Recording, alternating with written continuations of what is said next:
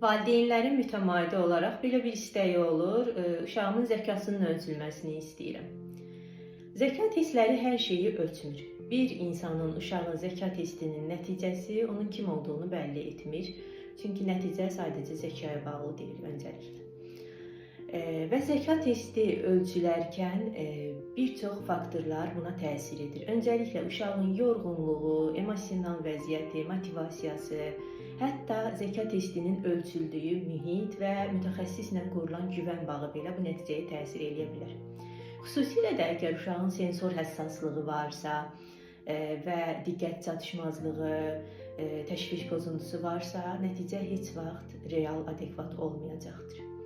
Yəni, uşağın zəka testinin nəticəsi aşağıdırsa, bu onun aşağı zəkalı olduğunun göstəricisi deyil. Zəka testinin nəticəsi yüksəkdirsə, bu onun bütün profillərdə bacarıqlı olacağının göstəricisi deyil.